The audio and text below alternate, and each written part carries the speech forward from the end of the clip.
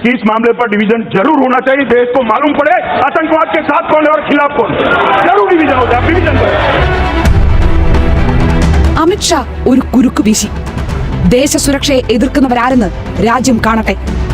ആ ഒരൊറ്റ ചോദ്യത്തിൽ കറങ്ങി വീണു ഇന്ത്യൻ പ്രതിപക്ഷം, പ്രത്യേകിച്ചും കോൺഗ്രസ് പാർട്ടി. പാർലമെന്റിൽ കൊണ്ടുവന്ന NIA ഭേദഗതി ബില്ലിന്റെ വോട്ടെടുപ്പിലായിരുന്നു ക്ലൈമാക്സ്. ബില്ലിനെ എതിർത്ത് ഘോരഘോരം പ്രസംഗിച്ച കോൺഗ്രസ് പോലും ബില്ലിന് വേണ്ടി വോട്ട് ചെയ്തു. ലോക്സഭയിൽ വോട്ട് തന്നെ ചെയ്തു കൊടുത്തു. രാജ്യസഭയിൽ ശബ്ദ വോട്ടോടെ ഒറ്റക്കെട്ടായി ബിൽ പാസാക്കാൻ BJP സർക്കാരിന് കൈയടിച്ചു കോൺഗ്രസ്. രാജ്യസുരക്ഷയല്ലേ, അതിൽ എതിർപ്പ് പ്രകടിപ്പിച്ച് ഇനിയൊരു റിസ്ക് എടുക്കാൻ കോൺഗ്രസ് തയ്യാറല്ല എന്ന് ചുരുക്കം. കേരളത്തിൽ നിന്ന് NIA ബില്ലിനെ എതിർത്ത് വോട്ട് ചെയ്തത് ഒരേ ഒരു ആരിഫ്. അതിനേക്കാൾ വിചിത്രമാണ് മുസ്ലിം ലീഗിന്റെ ന്യായം. ശക്തമായി വിയോജിച്ച് പ്രസംഗിക്കുകയൊക്കെ ചെയ്തു. പക്ഷേ വോട്ടെടുപ്പിന്റെ നേരമായപ്പോൾ PK കുഞ്ഞാലിക്കുട്ടിയും ET മുഹമ്മദ് ബഷീറും ഇറങ്ങിപ്പോയി. സർക്കാരിന് മൃഗീയ ഭൂരിപക്ഷമുള്ള ലോക്സഭയിൽ വോട്ടെടുപ്പ് ബഹിഷ്കരിക്കുന്നതും എതിർത്ത് വോട്ട് ചെയ്യുന്നതും തമ്മിലുള്ള വ്യത്യാസം അറിയാതെയാണോ ലീഗിന്റെ ഇറങ്ങിപ്പോക്ക്?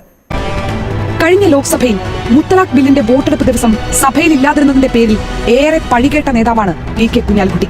പക്ഷേ ഇത്തവണ സഭയിൽ ഉണ്ടായിട്ടും എതിർത്ത് വോട്ട് ചെയ്യാതെ ഇറങ്ങിപ്പോവുകയാണ് ലീഗിന്റെ എല്ലാ MPമാരും ചെയ്തത്. ഇത്ര ഗുരുതരമായ വിയോജിപ്പുള്ള ഒരു നിയമത്തെ എതിർത്ത് വോട്ട് ചെയ്യാൻ തയ്യാറാകാതിരുന്നത് എന്തുകൊണ്ടാണ്?